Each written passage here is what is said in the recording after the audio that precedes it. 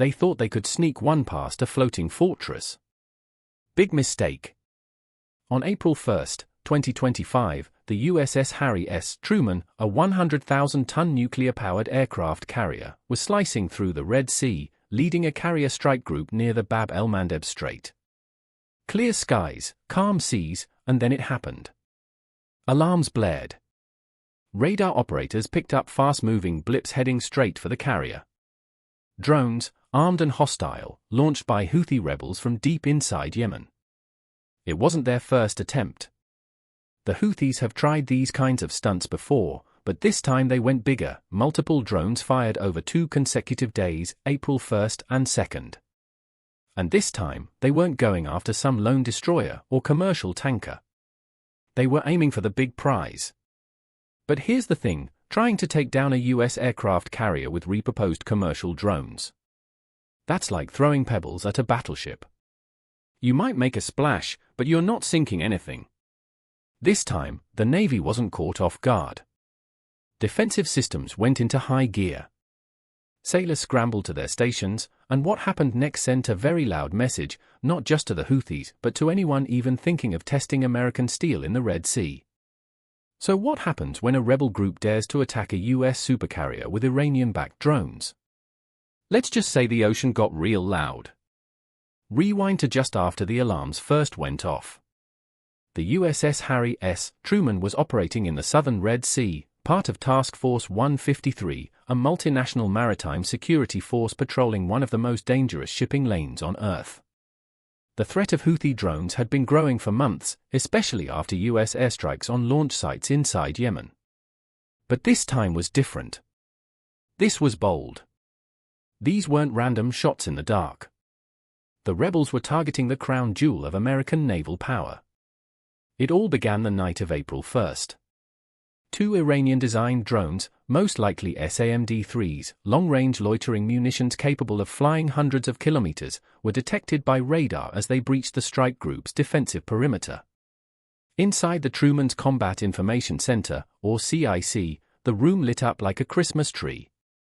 SPY-1 radar on a nearby Arleigh Burke-class destroyer confirmed the trajectory. Orders rang out across the ship, general quarters, all hands to battle stations, from the bridge to the engine rooms. Sailors dropped everything. Metal boots slammed against steel decks. Watertight hatches clanged shut. Radios crackled, and the ship came alive. The first drone veered slightly, then dropped from the sky before reaching weapons range, probably jammed or spoofed by electronic warfare systems from an escorting cruiser. The second drone kept coming, flying low, hugging the radar clutter zone, dodging early detection. But then came the barked command, engage the CIWS.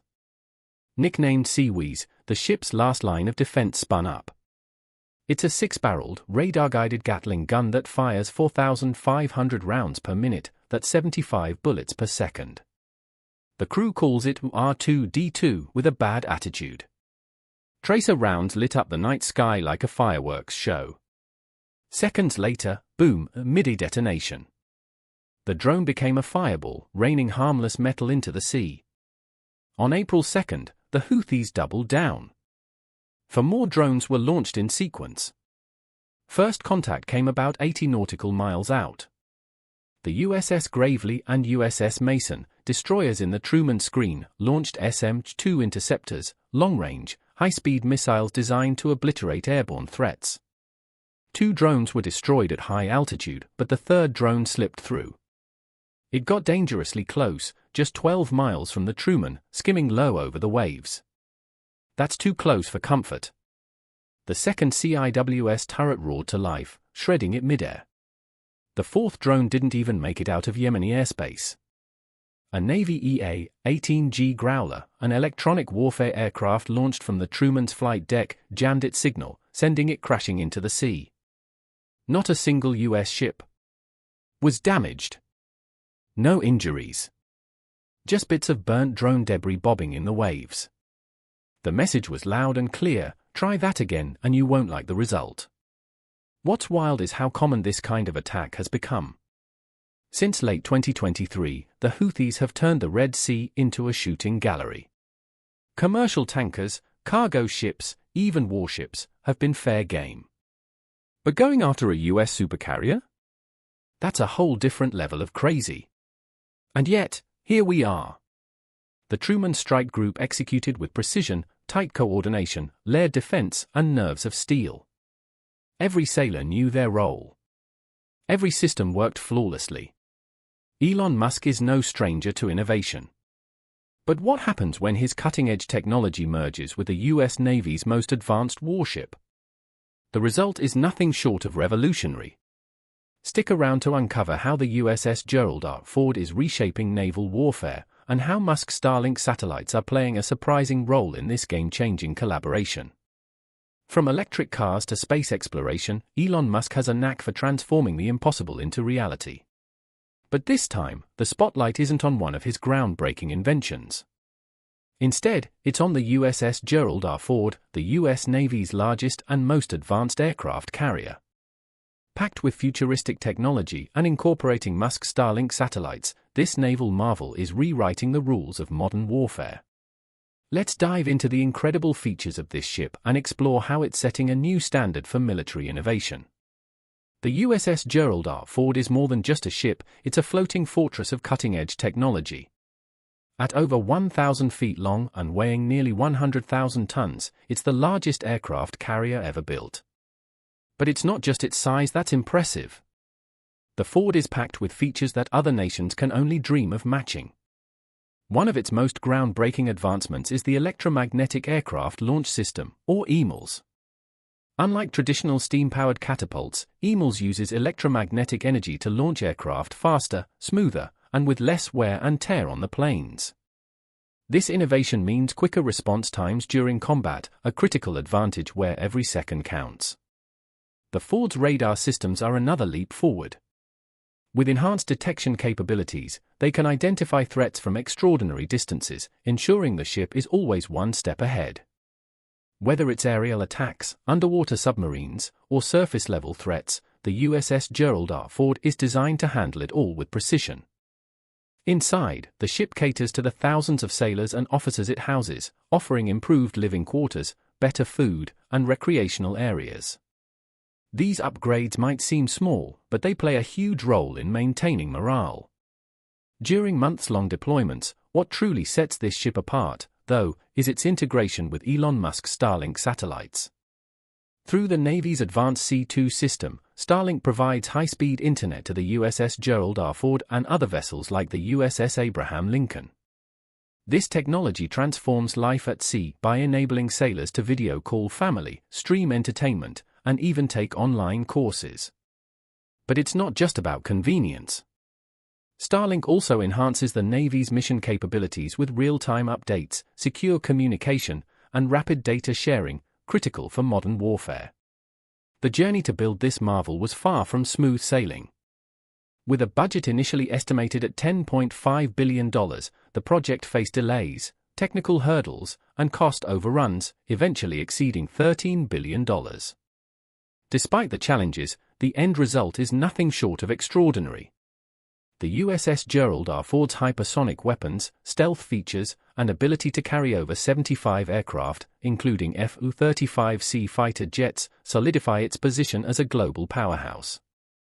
The nuclear propulsion system of the USS Gerald R. Ford is one of its most groundbreaking and defining features, ensuring a level of operational efficiency and endurance that sets it apart from conventional aircraft carriers. Unlike traditional diesel or gas-powered ships, which require frequent refueling and maintenance, the nuclear-powered Gerald R. Ford can operate continuously for decades without the need to return to port for fuel replenishment. This unique capability not only enhances its operational lifespan, but also allows it to remain deployed in critical regions for extended periods, providing the U.S. Navy with unmatched strategic flexibility. At the heart of this remarkable system are two advanced A-1B nuclear reactors. These reactors are a significant upgrade from those used on previous Nimitz-class carriers, providing 3 times more electrical power. This increase in energy capacity is essential for powering the ship's cutting-edge systems, such as the Electromagnetic Aircraft Launch System, EMLS, advanced radar technologies, and other energy-intensive systems that are crucial for modern naval warfare. The abundance of energy also ensures that the ship can easily integrate future technological upgrades, making it a sustainable and forward-looking asset for decades to come. The ship's autonomy also reinforces the Navy's ability to project power globally. With the Gerald R. Ford in service, the U.S. can maintain a forward-deployed naval presence that acts as both a deterrent to adversaries and a reassurance to allies. This capability ensures that the Navy can respond swiftly to emerging threats. The presence of such a powerful and self-sufficient vessel in international waters sends a clear message of strength and readiness.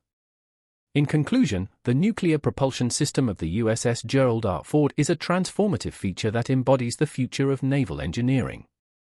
Its unparalleled endurance, operational autonomy, and energy efficiency not only enhance the carrier's strategic capabilities but also redefine the Navy's approach to maintaining global stability and dominance. The USS Gerald R. Ford isn't just a ship, it's a symbol of innovation, power, and collaboration. With Elon Musk's Starlink technology on board, the future of naval warfare has arrived. As rival nations scramble to keep up, the Ford keeps the U.S. Navy light years ahead. The Nimitz-class supercarriers are truly colossal, stretching over 3 football fields in length at an impressive 1,092 feet. With a crew of 3,200 sailors and 2,480 airmen, these ships operate like self-sufficient mobile cities. Named after Admiral Chester Nimitz, who commanded the U.S. Navy during World War II, the USS Nimitz was commissioned in May 1975 and has since embarked on numerous missions, including aiding in the Iran hostage crisis and ensuring security during the 1988 Olympics in Seoul. Over the years, the Nimitz has played a pivotal role in military operations, from the Gulf War to combating the Islamic State in Iraq and Syria in 2017. With 10 Nimitz-class carriers constructed to date, the last one, the USS George H.W. Bush, entered service in January 2009. However, the lead of the next generation, the Gerald R. Ford, debuted in 2017, boasting cutting-edge technology and advancements. Powered by nuclear energy, these carriers are equipped with 2 reactors and 4 propeller shafts, allowing them to reach speeds of over 30 knots, roughly 34 miles per hour. Unlike many modern battleships that use gas turbines or diesel-electric systems, the Nimitz-class carriers utilize A4W pressurized water reactors, granting them the capability to operate for more than 20 years without refueling.